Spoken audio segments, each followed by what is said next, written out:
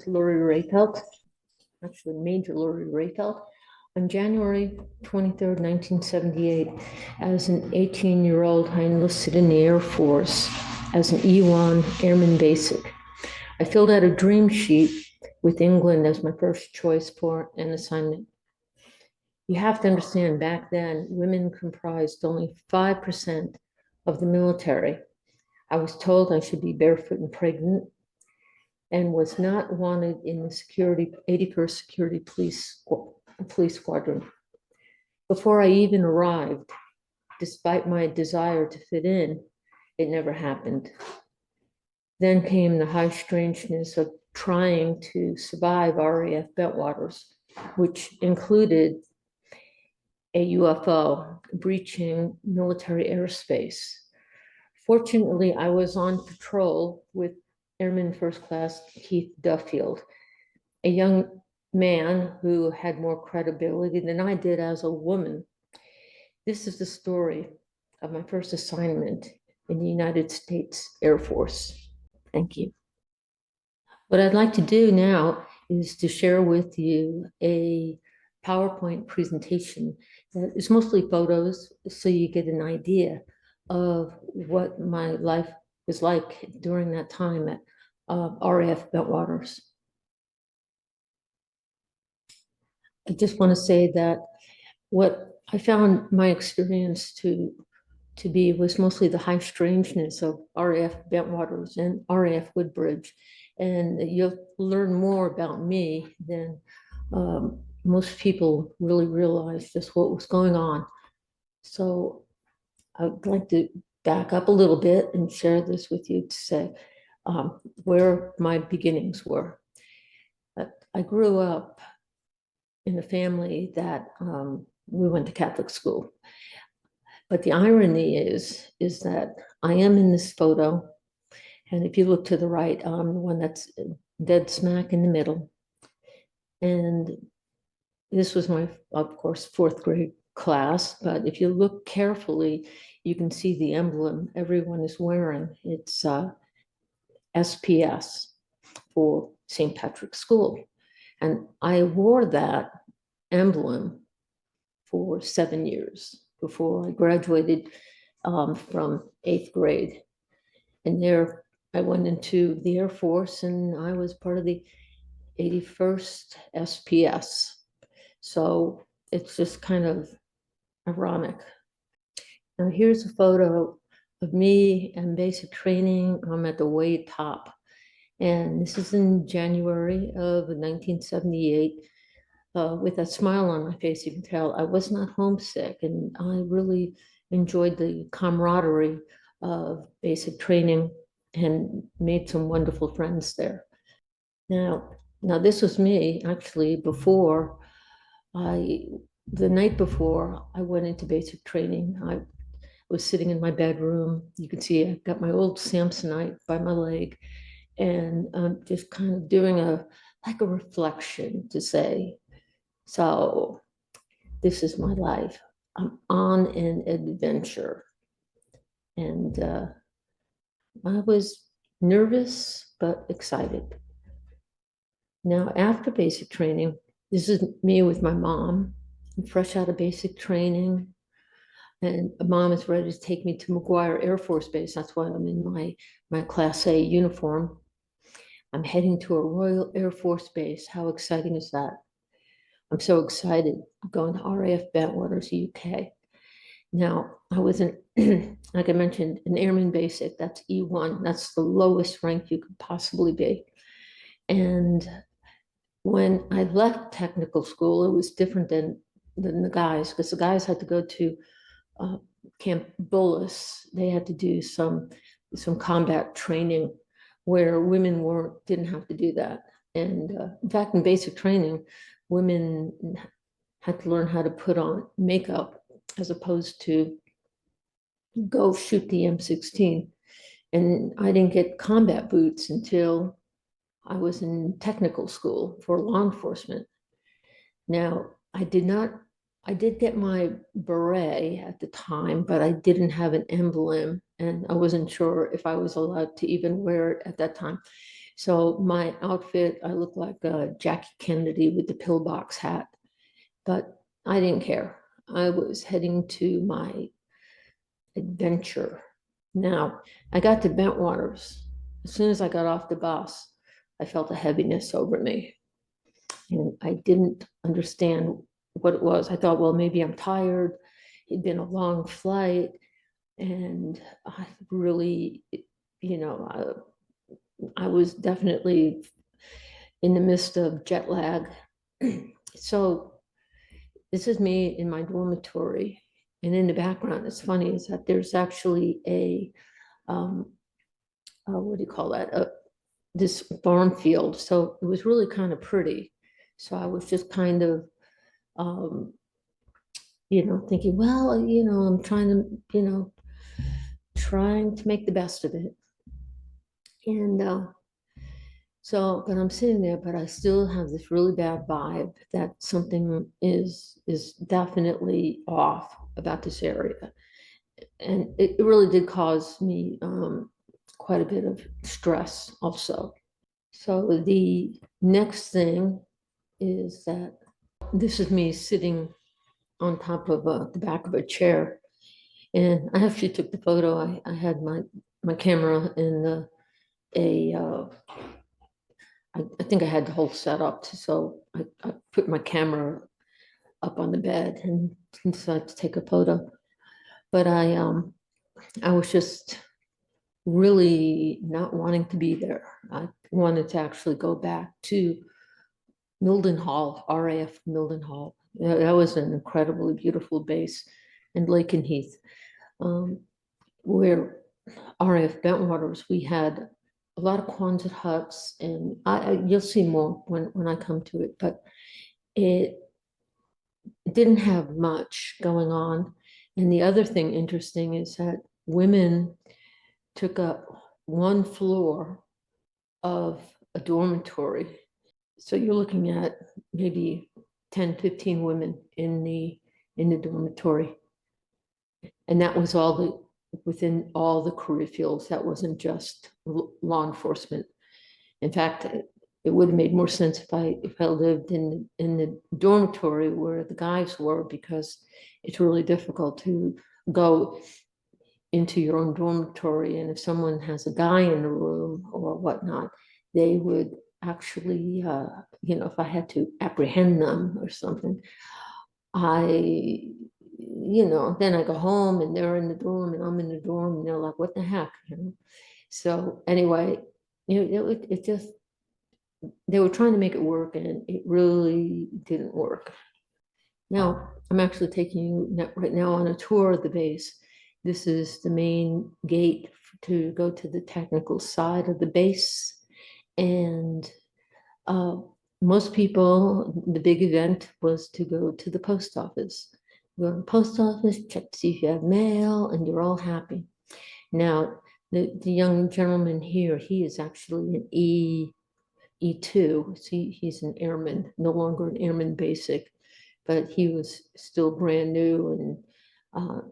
And yeah, so you notice the Quonset huts, that was actually our training building. And they had little potbelly stoves in it. And it was just very, very antiquated. It felt like I had gone back to World War II. And yeah, so it was really interesting. And not far up on the first corner on the left is where the law enforcement desk was. So now this is where we had our entertainment. There was a food land cafeteria, and we had a sound center, and then we had a bookstore. And that was pretty much it. But this was the center of everything, and which says there really wasn't much going on. So you would say it was incredibly boring. This is me at Eastgate. I'm on a swing shift, and I'm still pretty happy to be there. I mean, with the basic training and the tech school, I was still proud to be a part of the 81st Security Police Squadron. even though, it didn't feel like I was wanted. I did feel a heaviness still over me. In fact, the only time I felt good was when I was off base, away from the bases. And you could see in the distance is Rendlesham Forest, and Rendlesham Forest was actually also behind the gate. And it was pretty isolated out there. Now, the interesting thing is you're going to see a transformation of what happened to me. There I am. Now, this is more 1979. I'm at the same gate. Now they're getting ready to put a blast wall in front of me, so I can't see the Rendlesham Forest on the other side. I was definitely it was going through with light sensitivity, weight gain, and I literally lost my stamina. It was just, I struggled to stand up. And you'll see a trash can in the back. That's actually the back of the gate chat. So when I'm sitting in there, it was one evening, it was a midnight shift, and I was sitting there, and I could sense a gray who's had his head near the window. So he must have been about 3, 4 feet tall, if that much. And I did not turn around, and he did tell me in my mind, he said, I don't want you to be scared, don't look. And I said, fine, I'm not going to look because I didn't want to be scared. So these are, I'm just trying to give some visuals, give you an idea of what I experienced. I've been told that I have what you call clairsentience. It's the ability to clearly feel energy or clear feeling such things as emotions, thoughts, pain, and yes, even ghosts are made of energy. The stronger the energy of someone's fears or thoughts, the easier someone with clairsentience can feel it.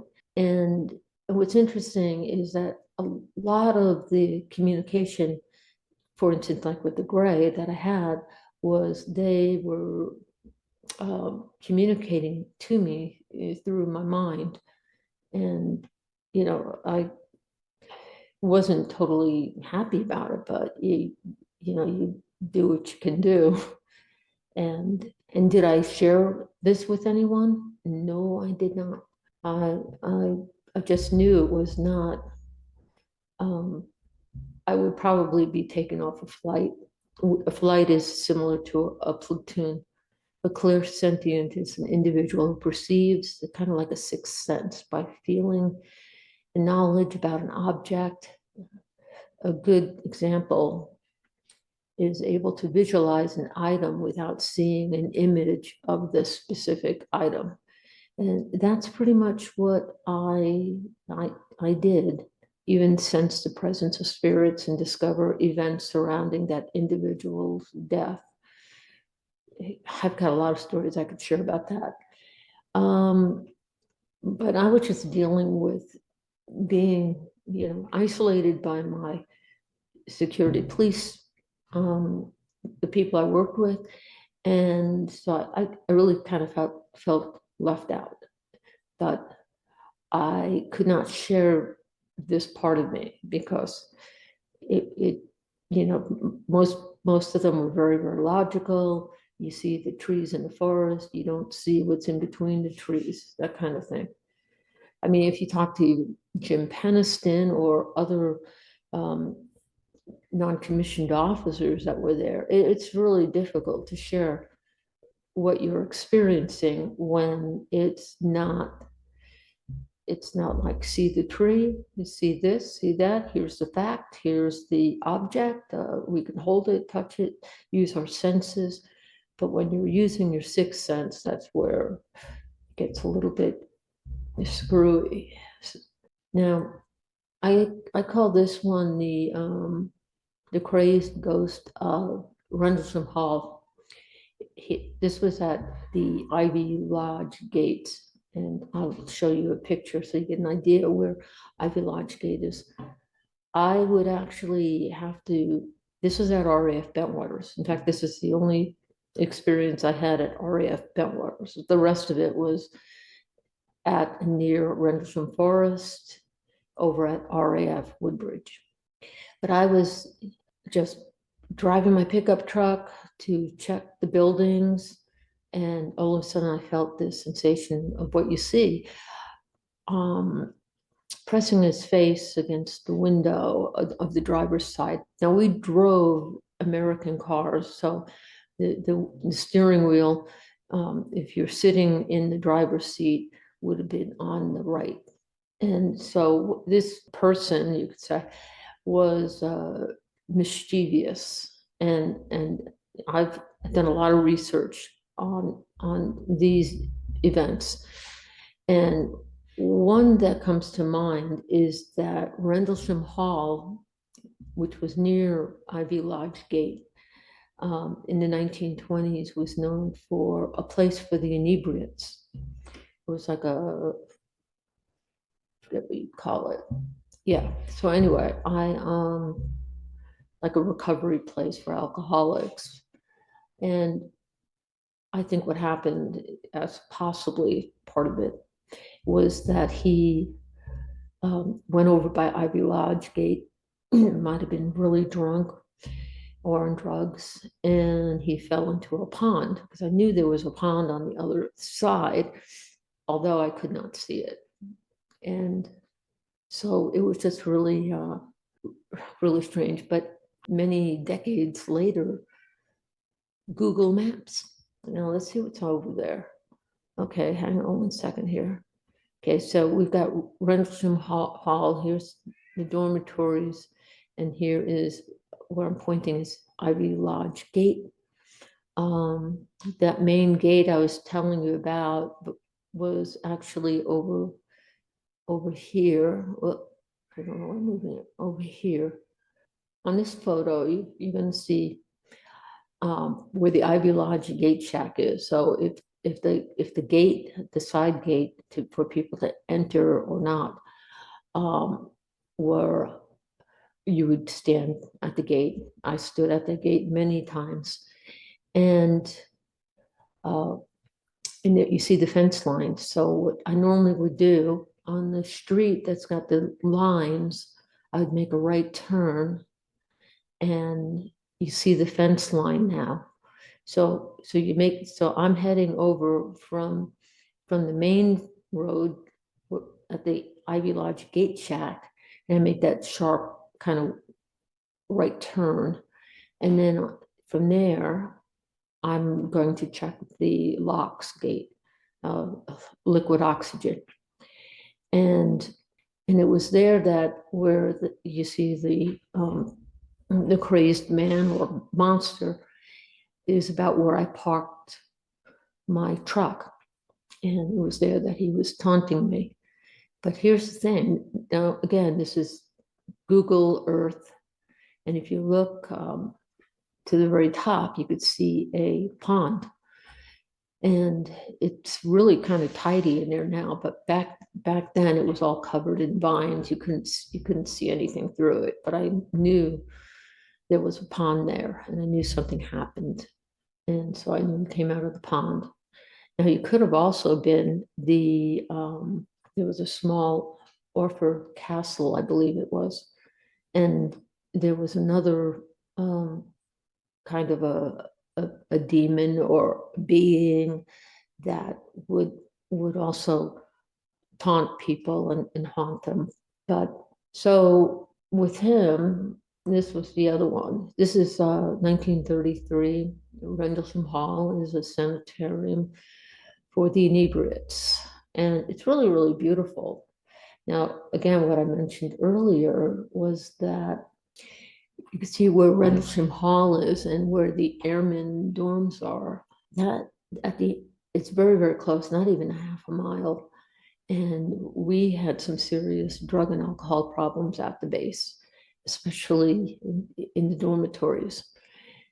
If I were to compare it to, I was stationed at Lowry Air Force Base and even Nellis Air Force Base in Denver, in Las Vegas.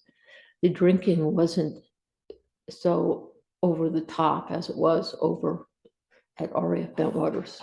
So I kind of think there's a relationship between Rendlesham Hall and the influence it had on the airmen in the dormitories.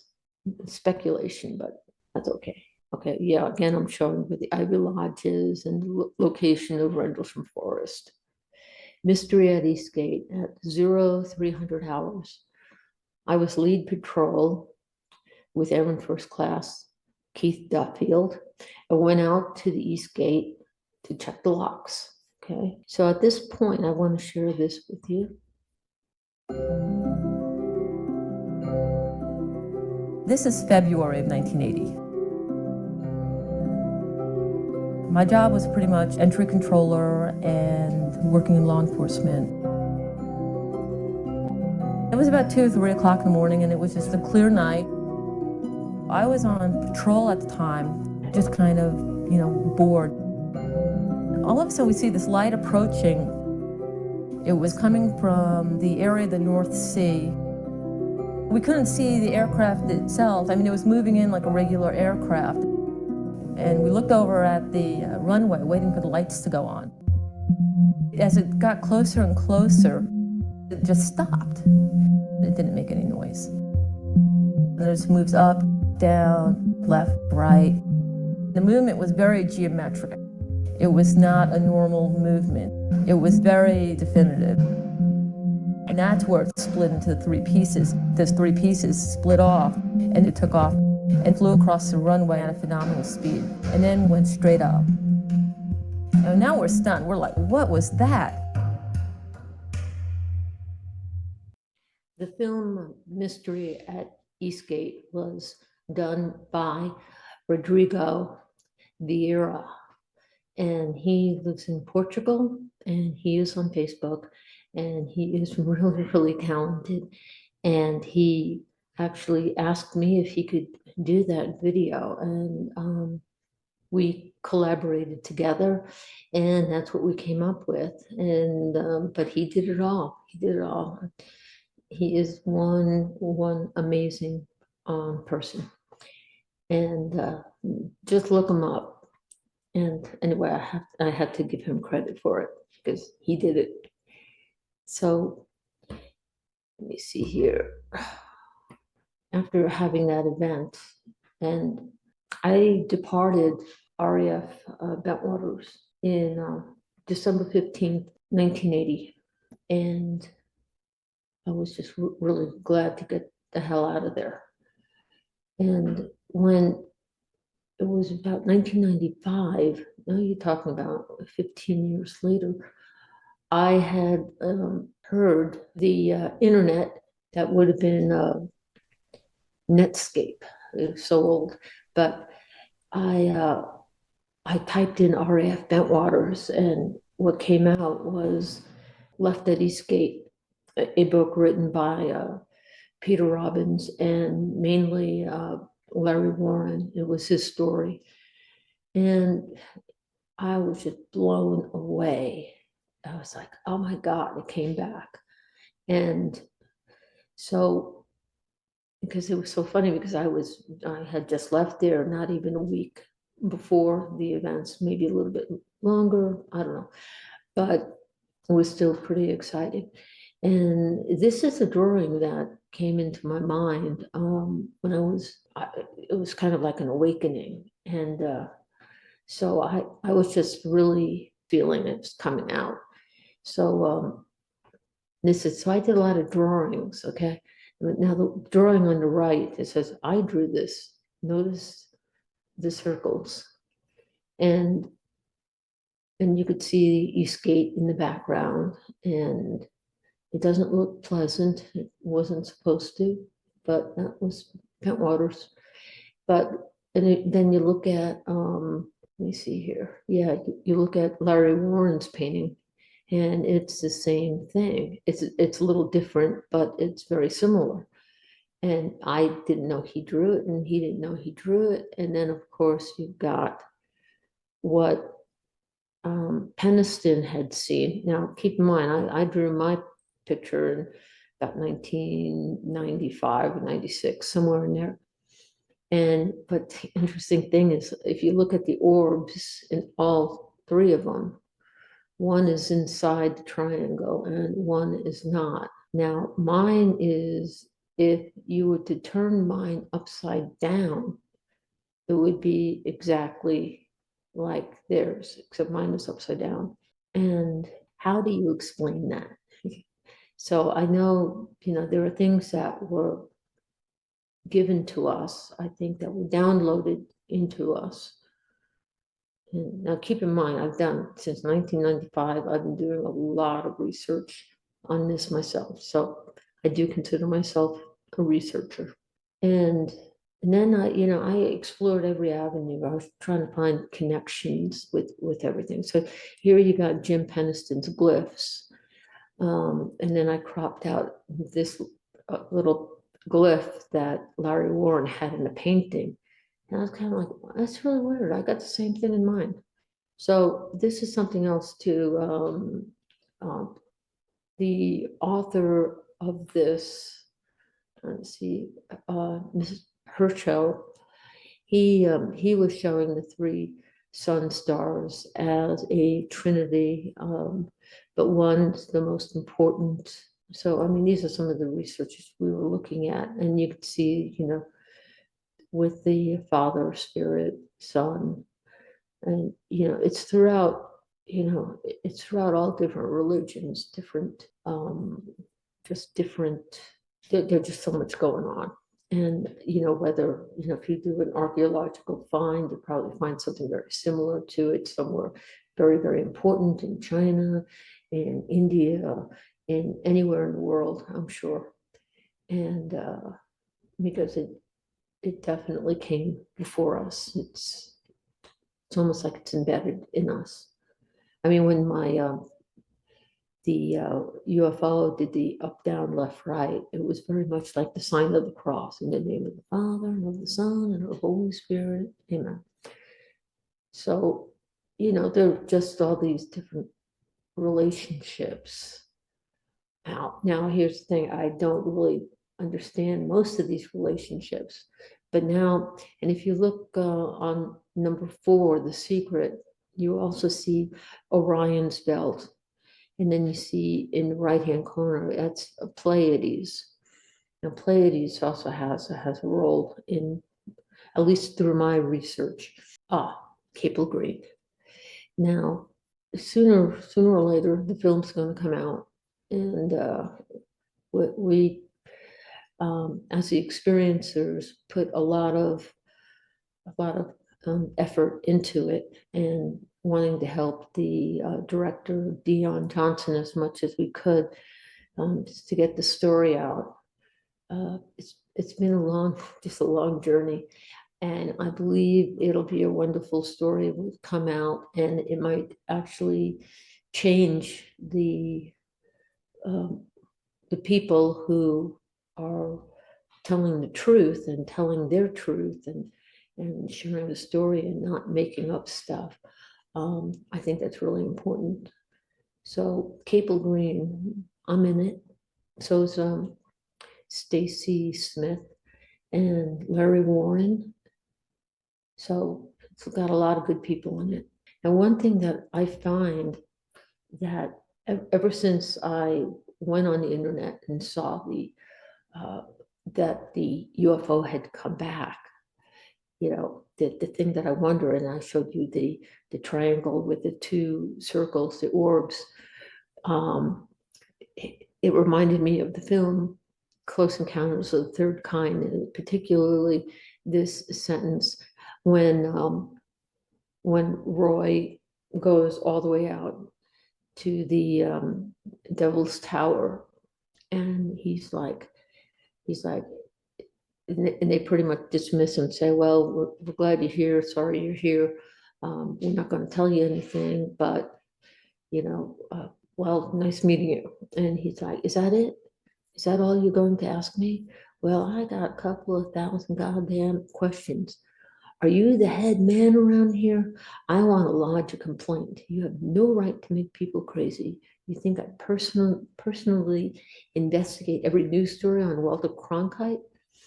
If this is just a cloud of gas, Why is it I know this mountain in every detail and I've never been here?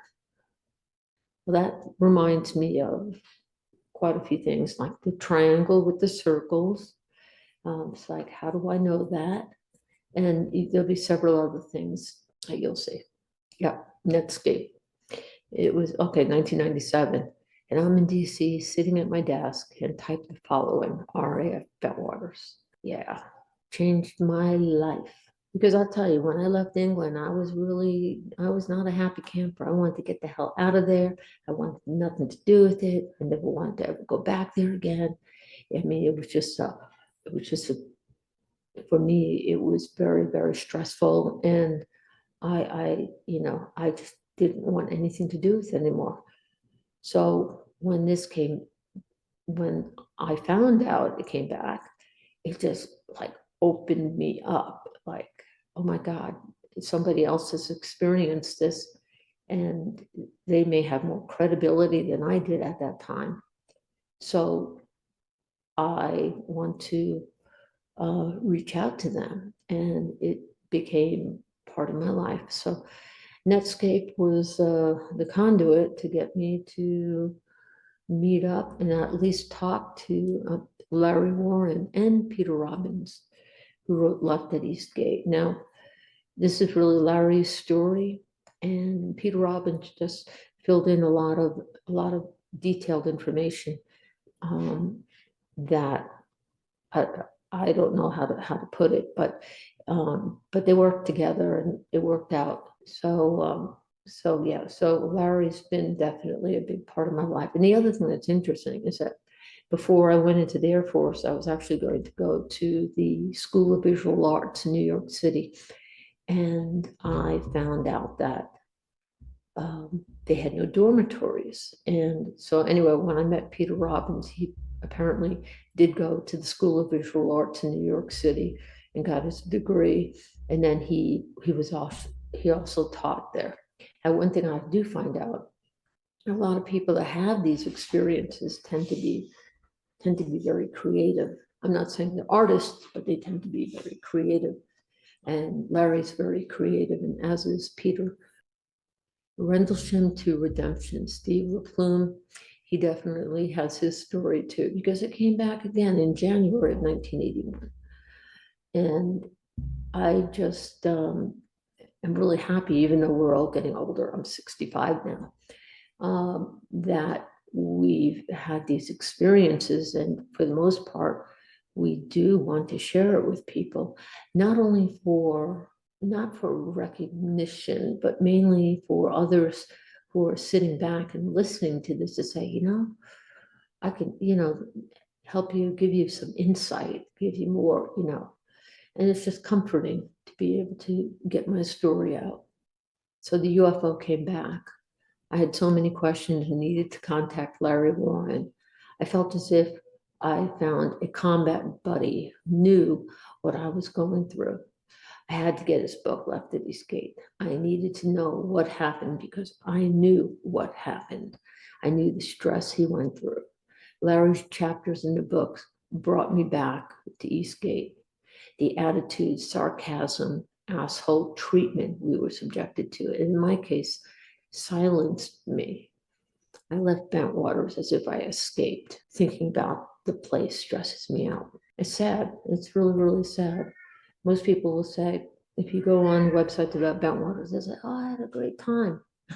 I'm thinking, how come I didn't have a great time? Okay, now it's like synchronicities kicking in, and you're going to see a lot of, I get a copy on January 28th, 1998. I'm watching Rosie O'Donnell on her TV show, and she has Dan Aykroyd on. And what happens is that it was just kind of, I had just gotten to get to meet Larry and Peter, and all of a sudden, I'm cleaning my house, watching Rosie, and stopped dead in my tracks when Dan Aykroyd pulled out a copy of Left at Eastgate from his pocket, his breast pocket. He just pulled it out, and he said to Rosie, "You ever read this?" I felt like I was on the journey with the Celestine prophecy. It was just It was just crazy. And then I got a complimentary copy of a National Geographic magazine. And inside of it says Mexico's Desert Aquarium on page 85. And I didn't think anything of it when I got the magazine. Oh, it looks like, yeah, I got the magazine in 1995 and I kept it. But I went back to it because when I saw when I saw, and I'll show you the photo that I saw, it was, I kept having recurring dreams. And I'll explain that in a second. So you'll see what was in my dreams. Here we go. Okay. Here's my recurring dream. I'm at RAF Bentwaters driving, wondering why I am here because I left England many decades, 2 decades ago, or whatever. And no, not quite. So I'm driving on the road, it's damp, and I'm just driving on patrol, and I keep telling people that I'm not supposed to be on patrol. And then before I know it, I'm actually driving on a dirt road and heading into the desert. And then at that time, I come upon a pond. Now, this was in the National Geographic magazine, but this is the pond. It looked like a crater, and there was a mountain near it, butted up next to it, or a big hill. And it's about 150 miles due east from Mapimi Desert, the location of the zone of silence. And in this area, they don't pick up any radio signals and frequencies. Now, this is the other part. At Bentwaters in early 1970, 69, they had a project going on called Cobra Mist, and it was near Bodsey Bay. It was right on the North Sea. And they were working with frequencies to pretty much do, I would say, radar jamming. And so they would do radar jamming. And hang on a second here. So I was going through a lot of synchronicity, a lot of, whether it was through my dreams or through my mind as in regard to when I was there. So, but something told me that Pleiades was also a big part of what was going on here. And I haven't been at the time as active in the UAP, UFO community, but I did learn that that Pleiades had a big part of it. So, and I'll share some more photos with you in a sec. And but the area did not pick up radio signals, and it was high frequency, and it was also known for an area very, very similar to RAF Woodbridge, Rendlesham Forest, that it was like a hotbed for UFO, UAP, UEP, whatever it's called, activity. So there were, so it's like, why am I dreaming this? And the frequencies and knowing what was going on with, with Cobra Mist and the over the horizon OTH.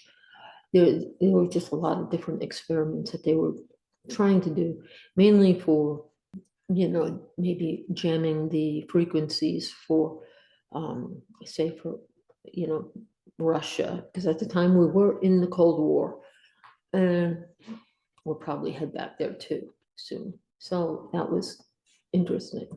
So there was a story about, there's a trio of people on a regular basis. They, 3 of them, the trio consists of 1 woman accompanied by 2 men, all blondes. One ranch in particular claims more than its fair share of encounters with this trio. According to the staff, all 3 members of the group dressed in clothing that was not at all suitable for the desert environment. Purportedly, They all spoke fluent Spanish like natives and were not only extremely attractive, but also polite to an extreme. Every visit had the same motive. The three would request to fill their canteens with water from the well on the property. They never once asked for food or for anything else. According to ranch staff, when one ranch hand dared to ask where they originated, the only reply they gave was from above. And this is a drawing of what they might look like. Now, here's the thing. So what's the relationship with Pleiades and these people in the zone of silence and with Rendlesham Forest and what happened there? Well, if you look at this, there's a place called Sutton Hoo in Woodbridge, England, and it is very, very close to Rendlesham Forest.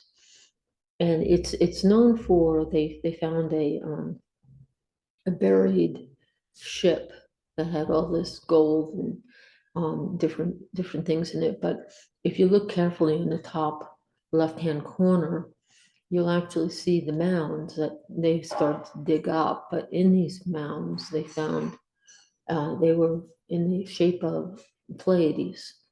So Pleiades did have a connection to the zone of silence and other places. Now this is the Cobra Mist over the horizon radar station.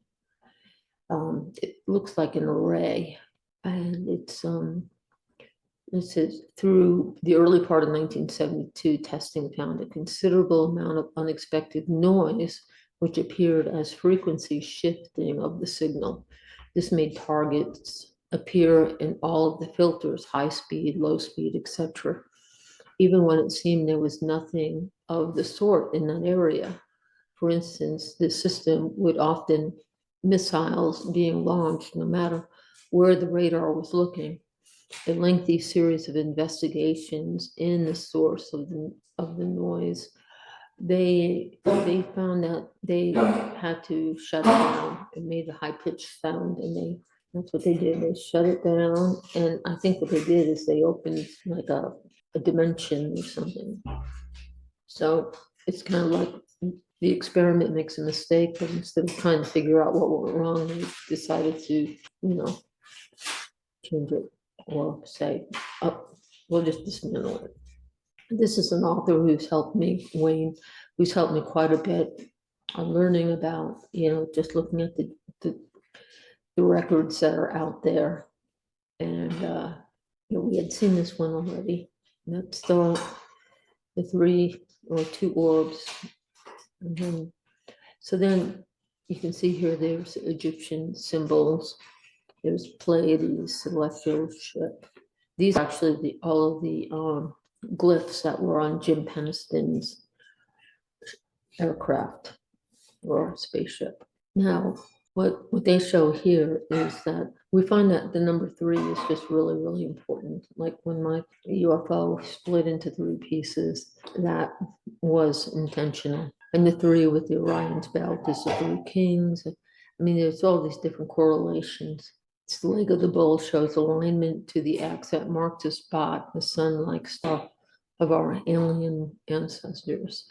Oh, there's so much to talk about it. I look forward to when Cable Green comes out, and then you can see it, and probably might bring up more questions. And the only thing I didn't mention was I did mention the crazed man in the gray that I had witnessed. There was 2 other ones. One was a ghost of the pilot who died at an air show, and he flew really low, and he ended up he was hanging out at Eastgate. It's like Eastgate seems to be the place to be, and when he was dead. So, and I thought I had information about him, but we'll have to do that another time. And the last one was I was in the RAF Woodbridge bomb dump or non-nuclear munitions storage area. where it was about midnight and I'm walking out of the gate, my little gate shack. I was going to start checking my buildings when all of a sudden, again, in my mind, I saw a flash of this 7 foot, looked like a praying mantis. And I would just say that it was just, he said, don't go. And I said, okay. So I went back to my gate shack because the last thing I needed to do was to run into a 7 foot praying mantis or mantid. So it's just kind of bizarre. The whole thing was bizarre. And I did not share it. It was just a lot of things were best kept under wraps. We had a high degree of airmen being thrown out of the military for all kinds of bizarre reasons. And the last thing I needed to do was draw attention to myself. So my thought was, I just got to get the hell out of here. And that's what I did. And I regret that. I really do. Because I regret that I didn't have the same experience as many others did. But life takes a turn and all is good. Well, thank you for this opportunity. Again, my name is Major Lori Rehfeldt, and so I did a pretty good job with the my career, 27 years. So Bentwaters didn't really run me out of Dodge.